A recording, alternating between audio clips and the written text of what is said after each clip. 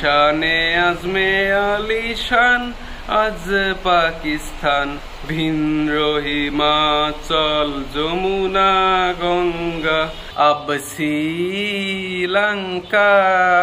বর্তমানে জাতীয় সঙ্গীত নিয়ে অনেক কথা হচ্ছে, একদল জাতীয় সঙ্গীত চেঞ্জ করার পক্ষে, একদল হলো বিপক্ষে। আমি আসলে কোনো পক্ষেই না, তবে সবার কিছু মতামত থাকতে পারে, আমারও কিছু মতামত রয়েছে, আমি কিছু মতামত দিতে চাই, কিছু কথা বলতে চাই আর কি। দেখেন, জাতীয় সঙ্গীতটা আসলে এমন হওয়া উচিত, জাতীয় সঙ্গীতটা যখন আপনি গাইবেন তখন যেন আপনার মনে একটা অদ্ভুত একটা যেন মানে একটা শক্তি চলে আসে, একটা তেজ চলে আসে, মানে সবকিছু যেন ছিঁড়ে ফিরে ফেলে, এরকম একটা যেন তেজ আপনার মনে চলে আসে, আপনাকে একটা শক্তি চলে আসে।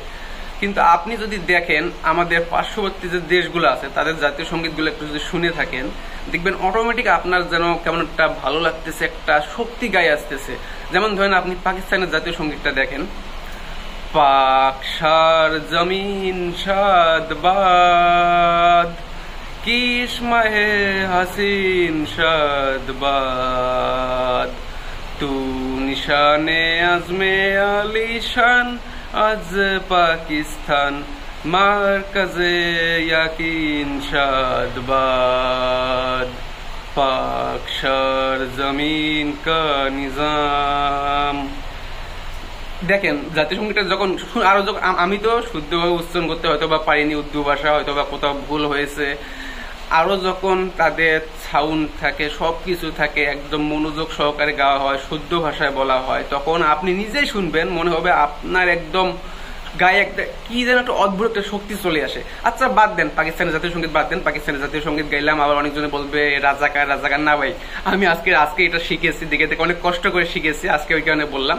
আপনি আমাদের পাশে একটা দেশ ইন্ডিয়ার জাতীয় সঙ্গীতটা চিন্তা করেন, আমার ভুল হতে পারে, ভুল হলে একটু কালেকশন করে দিবেন, হয়তো বা ওদের জাতীয় সঙ্গীত আসলে আমরা বাংলা ভাষায় বলাটা, ওদের দেশের ভাষায় বলাটা অনেকটা কঠিন, টাফ হয়ে যায়। ইন্ডিয়ার জাতীয় সঙ্গীতটা দেখেন, জনগণ মন অধিনায়ক জয় হে ভারত ভাগ্যে বিধাতা পাঞ্জাব সিন্ধু গুজরাট মারাঠা দ্রাবিড় উৎকল বঙ্গ ভিন্দ্র হিমাচল যমুনা গঙ্গা উচ্ছল জলধি তরঙ্গ। যাই হোক, অনেক দূর গেলাম। আসলে ইন্ডিয়ার জাতীয় সঙ্গীতটা যখন মুখস্থ করতেছিলাম আসলে একটু সহজ মনে হচ্ছিল আর শুনতেও ভালো লাগতেছিল। ইন্ডিয়ার জাতীয় সঙ্গীতটা দেখেন, যখন সবকিছু দিয়ে গাওয়া হয়, শুদ্ধভাবে বলা হয়, তাদের সাউন্ড ব্যবহার করা হয়, জাতীয় সঙ্গীত একটা সাউন্ড তো আছে, ব্যাকগ্রাউন্ড যেটা বলেন, মনে হবে আপনার শরীরে একটা অদ্ভুত একটা শক্তি চলে এসেছে, সবকিছু ছিঁড়ে ফিরে ফেলাই।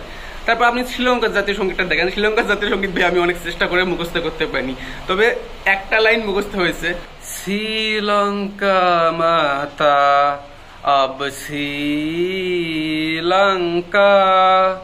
নম নম নম মাতা শ্রীলঙ্কা।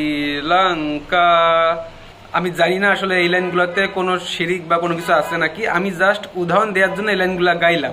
এই লাইনগুলো দেখেন, যখন গাইবেন আপনি, আপনার শরীরে কেন জানি অদ্ভুত একটা শক্তি চলে আসে। কিন্তু আপনি আমাদের দেশের জাতীয় সঙ্গীতটা দেখেন, আমার সোনার বাংলা আমি তোমায় ভালোবাসি, মনে হচ্ছে আপনি কোথাও গেছেন নদীর পারে। ওই যে আগের আপনার ভাওয়াইয়া গানগুলো আছে না, ওই একটা ভাওয়াইয়া গান শুনতে গেছেন নদীর পারে, আপনার মনে অনেক কষ্ট, অনেক দুঃখ, আপনি গেছেন নদীর পারে বসে আপনার বন্ধু বান্ধব সহকারে আড্ডা দিচ্ছেন, দুই একটা টান দিচ্ছেন, আর এই গান ছেড়ে দিয়ে আপনি ঘুমাচ্ছেন। আপনি একটা জিনিস চিন্তা করেন, একটা দেশের জাতীয় সঙ্গীত, আমাদের দেশের জাতীয় সঙ্গীতটা ভালোভাবে বাজালে 3 মিনিট প্লাস, কোনো দেশের জাতীয় সঙ্গীত এত বড় না।